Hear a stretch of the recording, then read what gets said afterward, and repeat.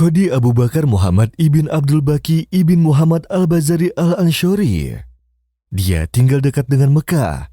Semoga Allah selalu memberinya perlindungan. Suatu hari, dirinya merasa sangat kelaparan serta kehausan, namun tak ada yang dapat dilakukan untuk menghilangkan rasa haus dan laparnya. Kemudian dia menemukan sebuah bingkisan dari sutra dan dibungkus dengan tali sutra juga. Dia mengambil bungkusan tersebut dan membawanya ke rumah. Ketika bingkisan itu dibuka, ternyata isinya adalah sebuah kalung permata yang belum pernah dia lihat keindahannya sebelumnya. Setelah itu, dia pergi keluar rumah dan ternyata ada orang tua yang memanggilnya. Sambil membawa uang sebesar 500 dinar, orang tua tersebut berkata, "Uang ini akan aku berikan bagi siapapun yang mau mengembalikan sebuah bingkisan yang di dalamnya terisi sebuah permata." Lalu tersiratlah dalam hatinya berkata, "Aku sangat membutuhkan uang tersebut karena aku sangat lapar." Akhirnya dirinya pun memutuskan untuk mengambil uang tersebut dengan mengembalikan bingkisan tersebut kepada orang tua itu. Lalu dirinya berkata kepada orang tua itu, "Mari, ikutlah denganku." Dirinya pun membawa orang tua tersebut ke rumahnya dan dia tanyakan pada orang tua tersebut apa ciri-ciri dari bingkisan tersebut, serta jumlah dan tali ikatannya. Setelah itu dia pun mengeluarkan bungkusan tersebut dan mengembalikannya pada orang tua itu. Dan orang tua itu memberinya 500 dinar. Qadi pun berkata pada orang tua itu, "Ketika aku mengambil bungkusan tersebut, maka aku harus mengembalikannya padamu." Namun, orang tua itu berkata, "Kau tak perlu mengembalikan uang itu. Aku tidak akan menerimanya jika kau mengembalikannya." Lalu orang tua itu pun pergi meninggalkannya. ما عندكم ينفد وما عند الله باق ولنجزين الذين صبروا أجرهم بأحسن ما كانوا يعملون. Setelah hari itu, dirinya pun pergi keluar dari Makkah dengan menaiki sebuah kapal laut. Namun kapalnya rusak sehingga membuat orang-orang yang berada di atasnya tenggelam serta harta-harta mereka pun ikut lenyap. Namun Qadi pun selamat, karena ada sebuah potongan kapal yang mengambang yang membuatnya terombang-ambing di lautan. Dirinya pun terbawa ombak sampai ke suatu tempat yang ada penduduknya. Setelah itu, dia bersinggah di masjid. Ternyata ada orang yang mendekat dan berkata, "Wahai Syekh, ajarilah kami membaca Al-Quran."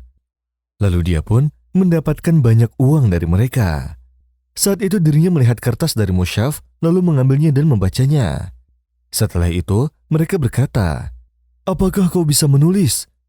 Dia pun menjawab, "Ya, aku bisa menulis dan membaca." Lalu mereka pun berkata, "Ajarkanlah kami menulis." Mereka pun datang dengan membawa anak-anaknya, lalu Qadi pun mengajarkan mereka. Lalu dirinya mendapatkan penghargaan yang banyak sekali dari mereka. Setelah itu mereka berkata padanya, "Di sini ada gadis yatim, dan dia termasuk orang yang kaya. Apakah kamu mau menikahinya?" Qadi pun menolaknya. Tetapi mereka malah memaksanya, sehingga ia pun menerima tawaran mereka. Setelah itu dia melihat gadis tersebut dan melihat kalung tersebut ada di lehernya. Dan dia pun terus terfokus pada kalung yang menempel di lehernya. Kemudian orang-orang berkata padanya, "Wahai Syekh, kau melukai gadis tersebut atas fokusnya pandanganmu terhadap kalung tersebut dan tidak memandang gadis tersebut." Lalu Qadi pun menceritakan kisah tentang kalung itu. Lalu mereka bertakbir sambil mengangkat suara mereka. Dan ternyata yang mengambil kalung darinya tersebut adalah ayah dari gadis cantik tersebut.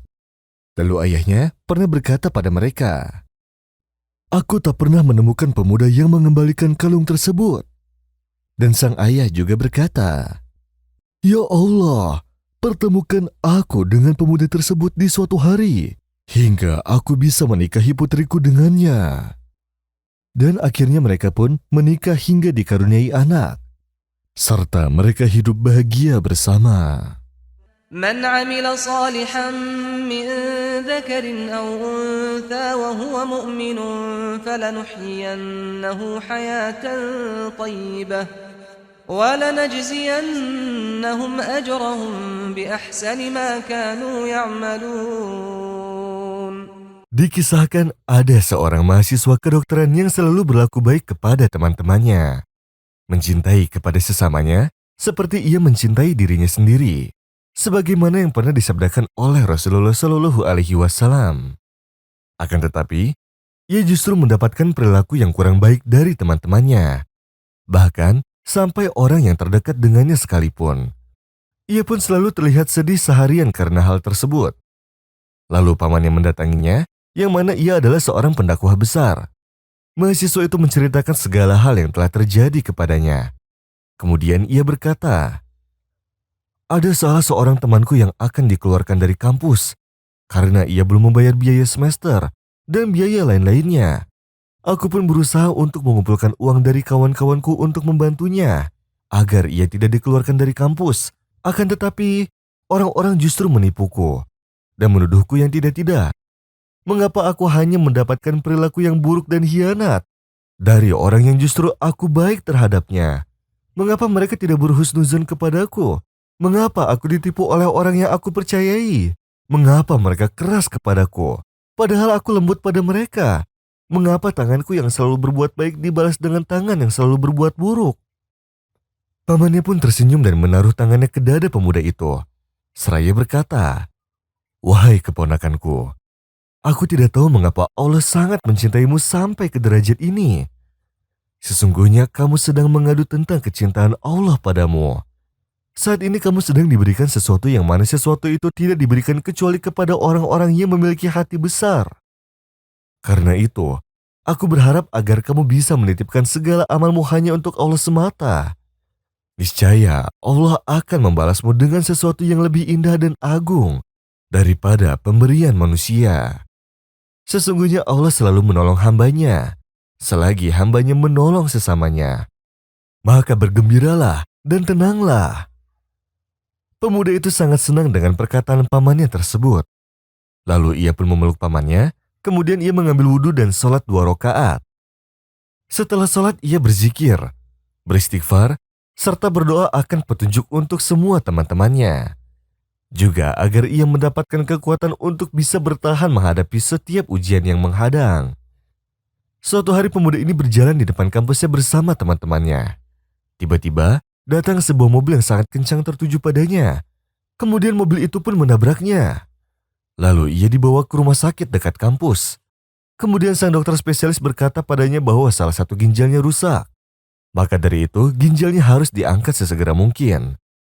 Ia pun dihadapkan oleh 2 pilihan, hidup dengan 1 ginjal atau mati dengan 2 ginjal. Ia pun memilih yang pertama.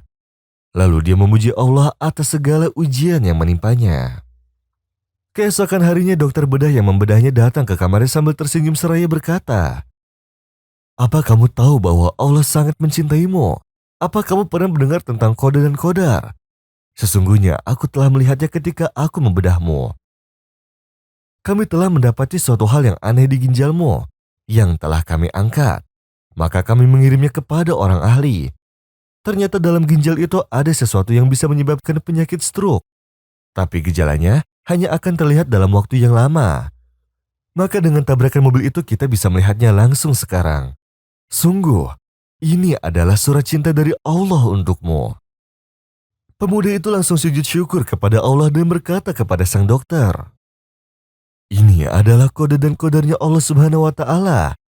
Alhamdulillah atas segala nikmatnya yang tak terbatas." Pamannya pun datang menjenguknya.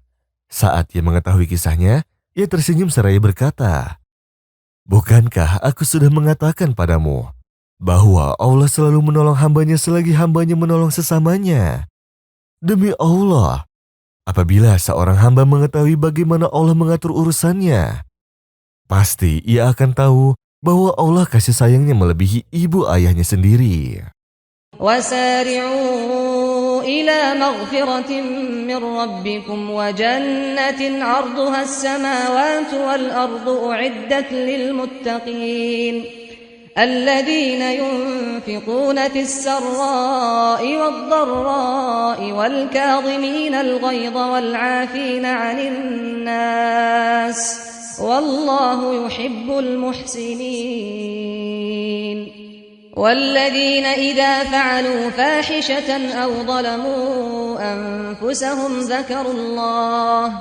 ذكروا الله فاستغفروا لذنوبهم ومن يغفر الذنوب إلا الله ولم يصروا على ما فعلوا وهم يعلمون أولئك جزاؤهم مغفرة من ربهم وجنات